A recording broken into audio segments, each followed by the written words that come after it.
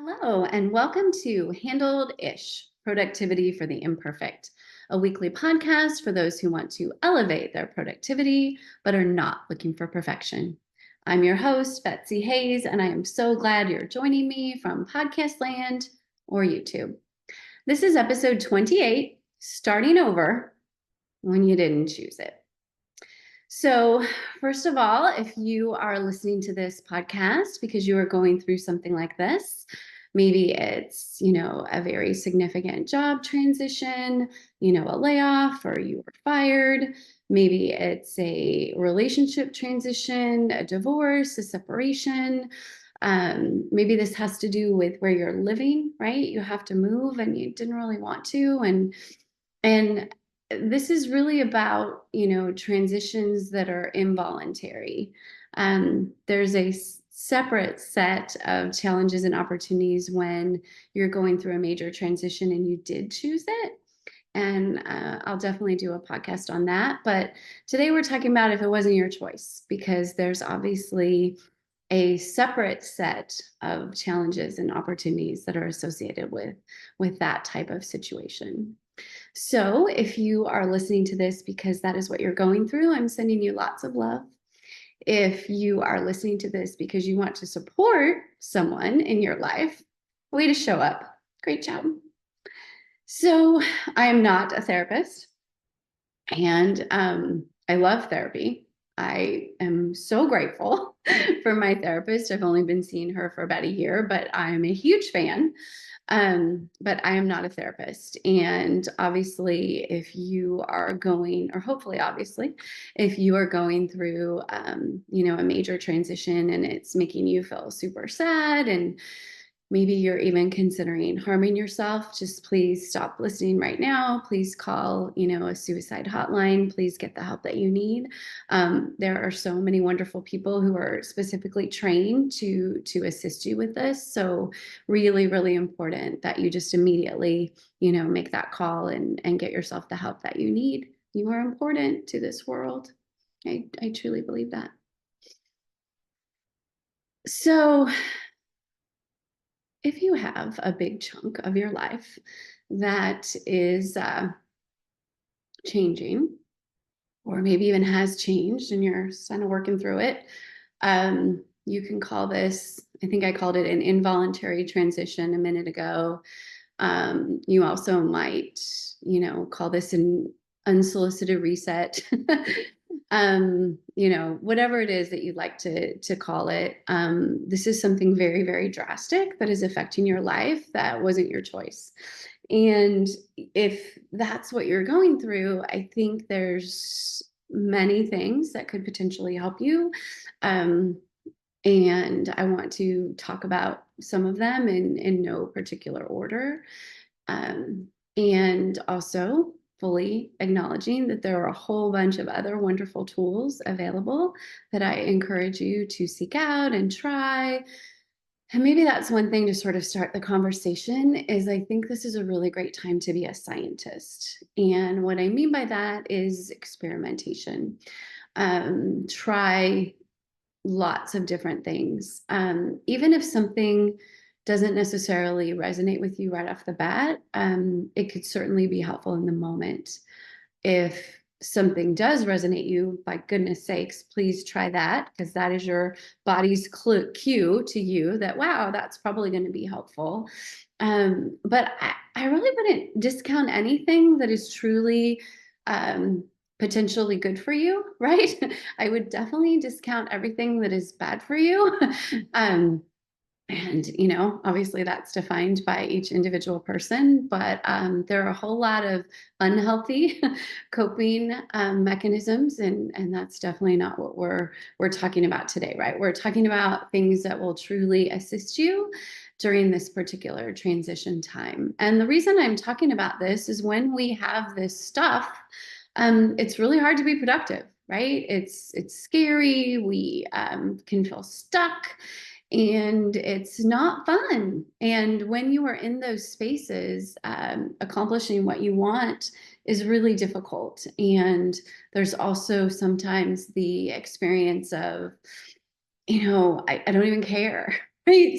So apathy definitely can be part of that. And apathy can also be, a symbol of depression. So if you're feeling like maybe you are experiencing that, again, just please seek out professional help through a therapist or your doctor or both, because there's so much now available to us to help us through, some times of depression. And don't I'm just, again, not professionally trained in this. I am sharing all of this through my personal experience and also through experiences of people in my life. However, I feel or excuse me, not however, and one of my core beliefs is that if we need support, we should get it. Um, one of my friends was sharing with me, this was a couple of years ago, she says, well, when you have a migraine, you take Advil. So if you have another problem and, something could help it, why would you not do that? And I just really appreciated that advice. So, please, there is nothing wrong with seeking support when we're going through a difficult period, for sure. Um, I want to talk about the roller coaster that often happens during these particular things. I really believe that life is not all horrible and all great, right? Most of us experience all of it, the full complement of emotions and experiences. And if you're going through an unsolicited transition, the roller coaster tends to be very significant. And I think it's just really important to know that it is a time of, you know, emotional ups and downs, and I think perhaps expecting them might be helpful, similar to a roller coaster, right? You know that you're going to have a dip, and then you're going to have an upside down thing and a twisty, and if you know those things are coming, they can perhaps have less negative impact on you. And know that also, with a dip is going to become, there's going to be a peak. And so my yoga instructor, you've heard me talk about, wonderful Josie, and she also teaches meditation, talks about this idea that no feeling is final. And that's been something that's been really helpful to me, that no matter how sad you might be feeling, this is a temporary feeling and no feeling is final. So yeah, you might not like it. Trust me, no one does. But it's not the way you're going to feel forever. Time does help everything. It doesn't fix stuff. It doesn't make it go away. It doesn't completely erase something that's happening to you, especially if the something is unpleasant. But it does help. It, helps sort of soften the edges of the pain. It also provides you with perspective. It also provides you with opportunities that you haven't thought of before.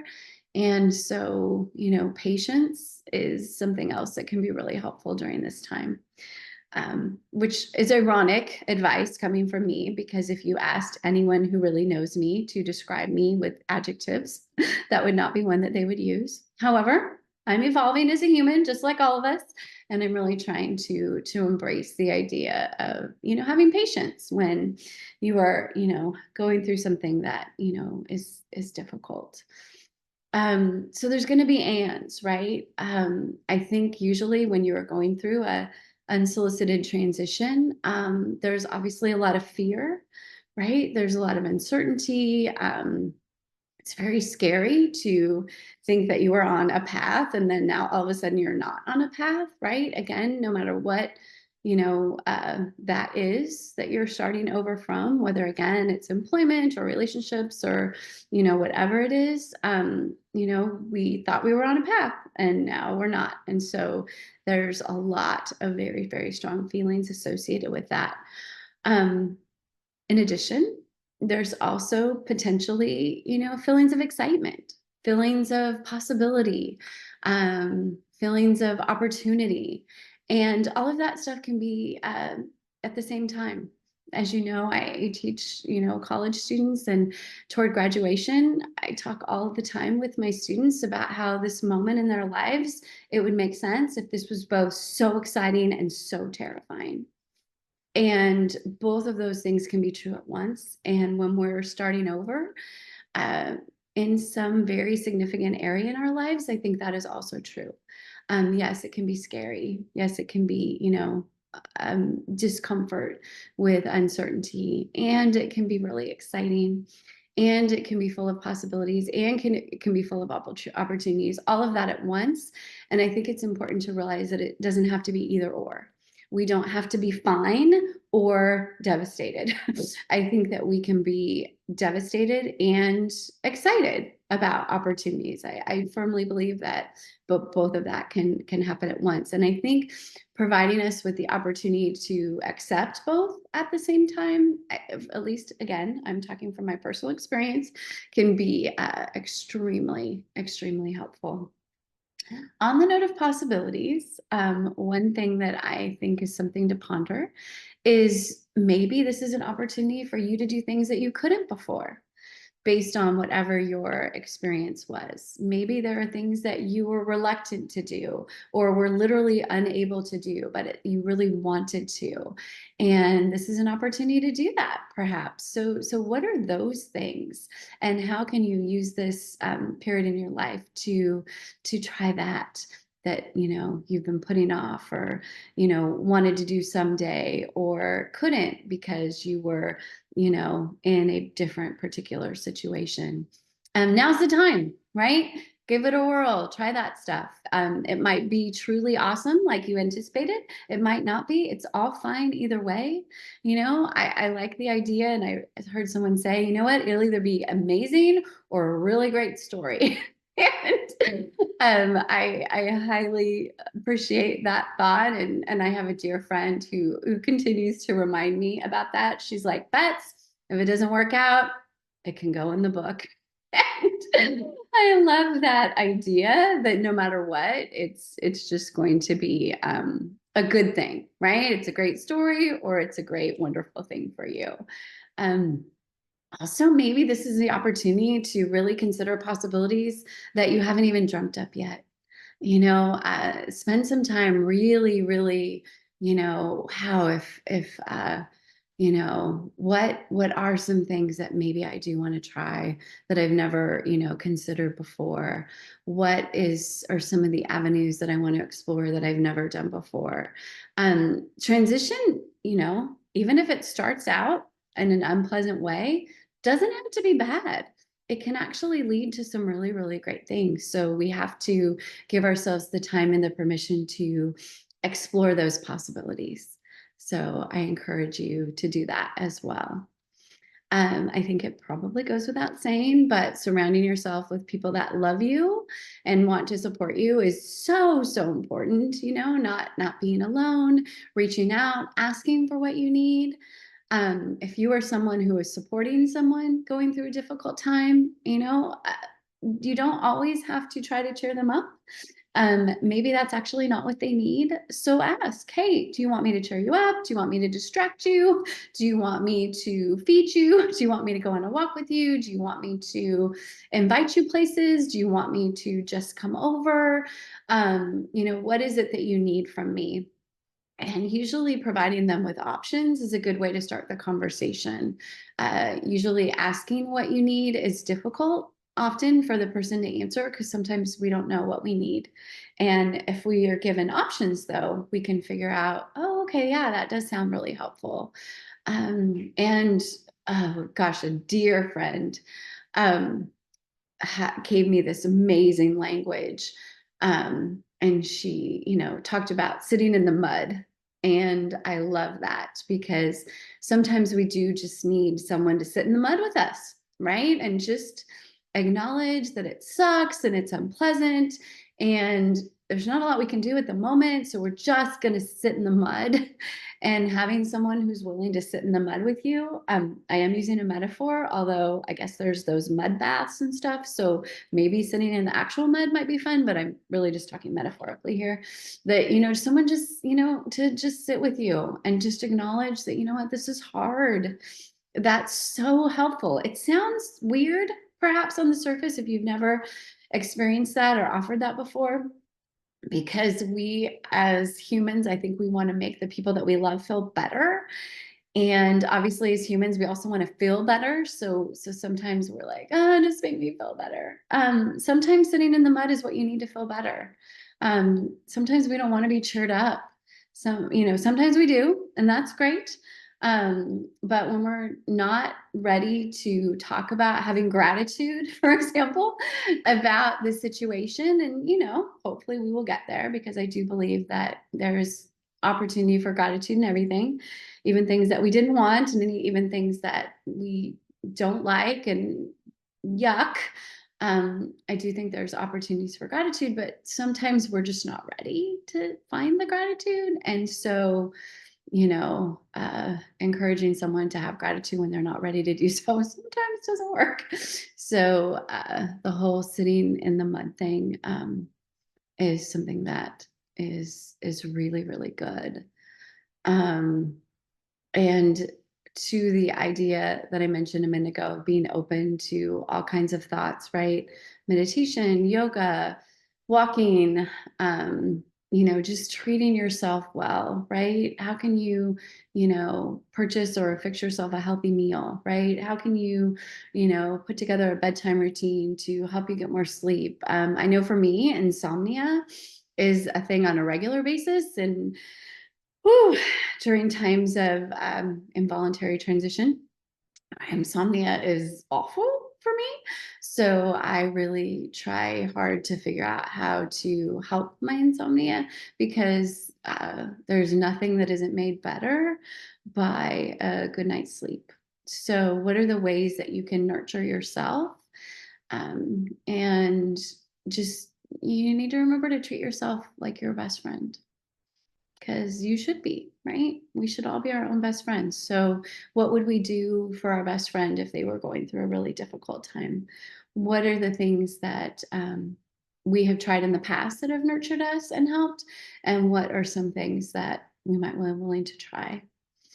On that note, the other day, I had a friend over, and it was a tough time for this person. And I was sharing about how I've been reading about people just laying on the floor, which of course is what we do at the end of yoga with shavasana, which don't tell anyone, but it's my favorite part. Well, I love it all, but everybody loves shavasana, right? Laying on the floor after you've done a yoga session, especially if it's been really hard.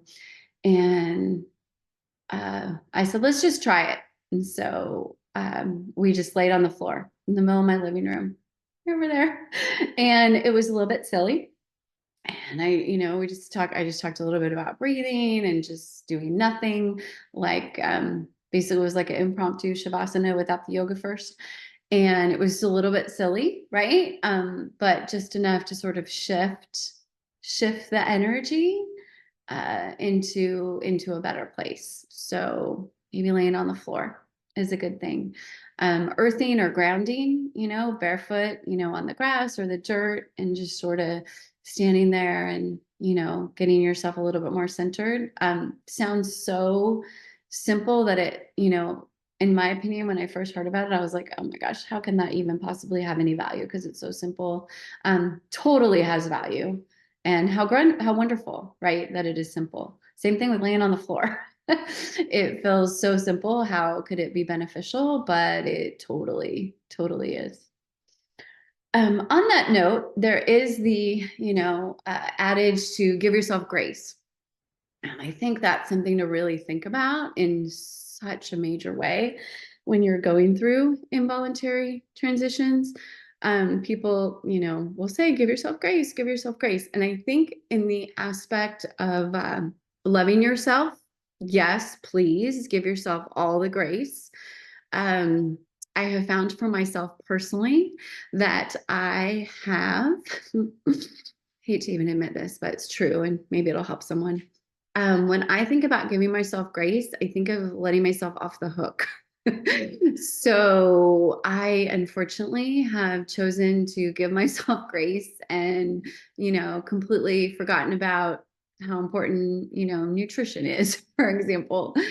And those sorts of things. So I need to be careful personally with the idea of giving myself grace and not having that be a license for letting myself off the hook in doing the things that are truly valuable to me and that I really want to do for myself. So, you don't want to give yourself so much grace that you are up till 2 in the morning watching Netflix every night because, under the auspices of loving yourself, not that there's anything wrong with Netflix and not that there's anything wrong with Netflix till 2 in the morning, but for most of us, that's not going to give us enough sleep and that's truly not going to serve us. So just a little note, that might be an unpopular opinion about this idea of giving ourselves grace, because I know it's such a very common, piece of advice, and it truly is lovely if it is utilized in the right way. And I am a little curious, maybe I'm the only one who doesn't do this right, but if that's you, I would love to hear, because it would be lovely to not be the only one who uses that not to my advantage. So I would be curious as to what you think of that. um Let's see. I'm just looking at a couple of the notes that I gave you. And yeah, those the roller coaster and the peaks and valleys. And yeah, there's going to be, a lot of unpleasant emotions because again, this is a transition that you didn't want. This is not a path that you chose. That's what we're talking about today. And there's going to be, huge emotions surrounding that. There's also going to be huge, unexpected moments of joy, which are going to be really great. And um, again, this is from my own experience and from the people that I love, but I'm pretty sure that, you're going to have some humans just crush it as far as friendship is concerned. And you're going to have like experiences and all kinds of things that you never even imagined would bring you as much joy as you getting emotional. So just know that, right? Just know that it's not always going to be awful. That I can promise you. And in between the awful, it's going to be great. Oh, I did not want to have that happen, but remember, this is handled-ish productivity for the imperfect. So you know what? Yeah, we were definitely doing this one imperfect. So, LOL. Tears evidently make it difficult to read notes. So this is a little bit amusing. Hopefully I haven't thought of, oh, here, okay.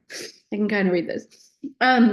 If you, need support like a coach, right? Like, maybe it's, maybe you are feeling stuck. And again, just really needing a little bit of extra support right now. Maybe consider getting a coach, maybe a life coach, a business coach. There's divorce coaches.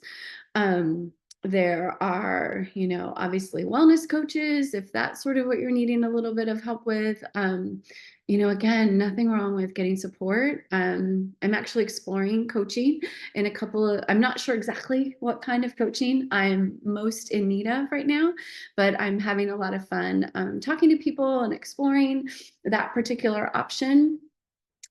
Once I choose a path, I'll report back and let you know how it goes, because this will be a new thing for me.